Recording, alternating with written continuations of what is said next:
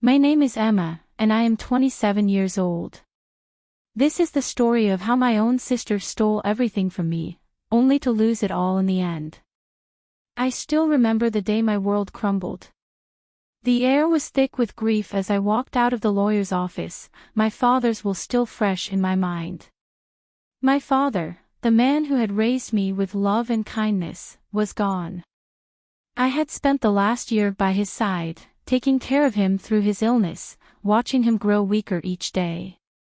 And yet, despite everything, my sister, Vanessa, who hadn't even visited him once, had managed to claim everything he left behind. I had hoped for fairness, for some recognition of the time and love I had given to our father in his final days. Instead, I had been left with nothing. You never had anything, Emma. Why should that change now? Vanessa's words rang in my ears.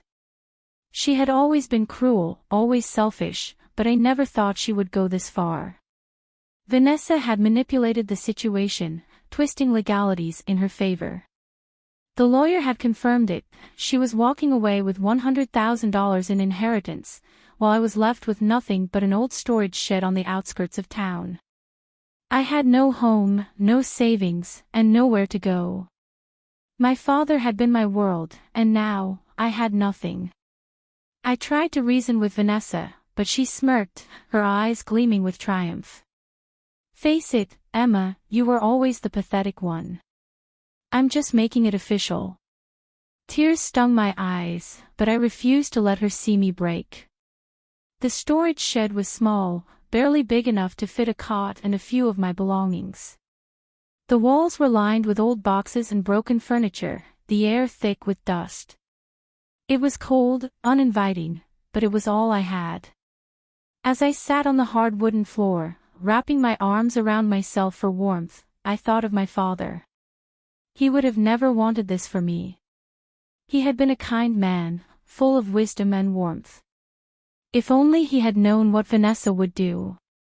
I leaned my head against the wall, closing my eyes, trying to suppress the ache in my chest. That's when something caught my attention, a wooden box, tucked away behind a stack of old crates. Curious, I crawled toward it, my fingers brushing against its rough surface. It looked old, worn, but there was something about it that felt significant. My heart pounded as I pulled it toward me. The lid was locked. Frustrated, I searched through the storage shed, hoping to find something that could help. My fingers traced over an old picture frame, the only photograph I had left of my father. As I picked it up, something slid out from behind it, a small, rusted key. I stared at it, my breath catching in my throat. Could it be? With trembling hands, I picked up the key and turned back to the wooden box. Little did I know, what was inside would change everything. The night was cold, and the silence of the storage shed pressed against my ears.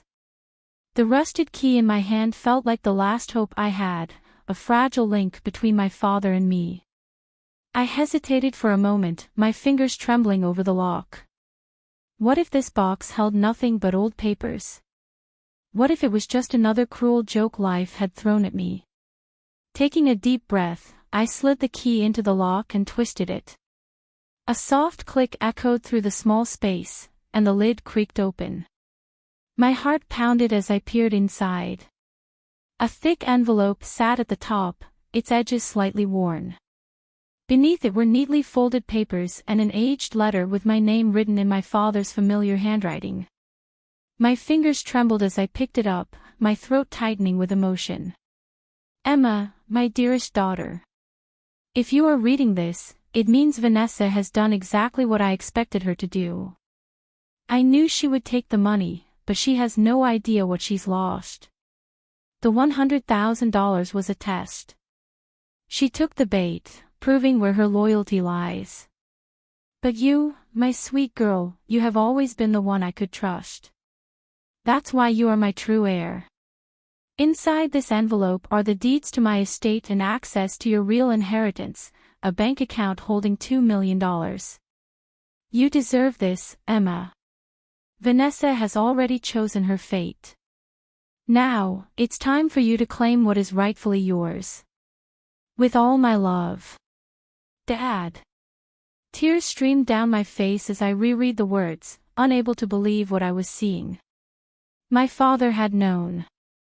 He had known Vanessa would betray me, that she would choose greed over family. But he had prepared for it. He had left me something far greater than what she had stolen. I wiped my tears and opened the envelope.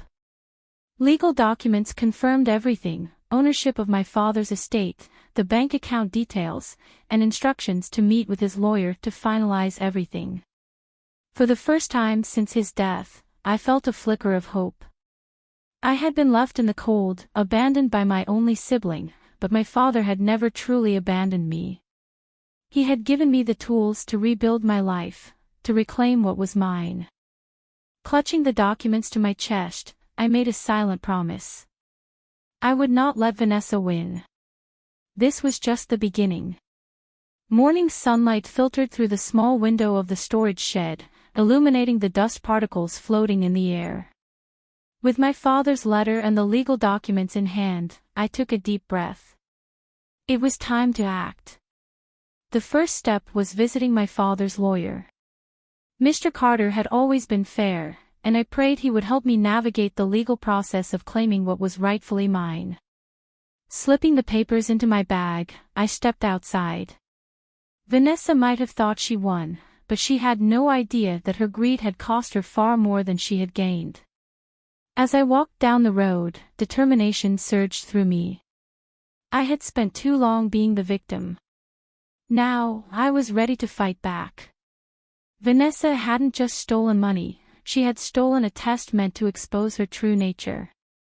And now, the real battle was about to begin. I was no longer the helpless sister she had cast aside.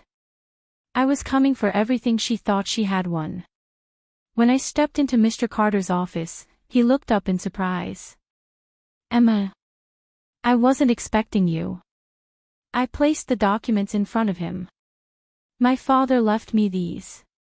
I need your help." His eyes widened as he flipped through the pages. After a few moments, he smiled. "Emma, this changes everything." The next few days were a whirlwind. I moved swiftly, transferring ownership of the estate to my name and securing my bank account. Then, I turned my attention to Vanessa.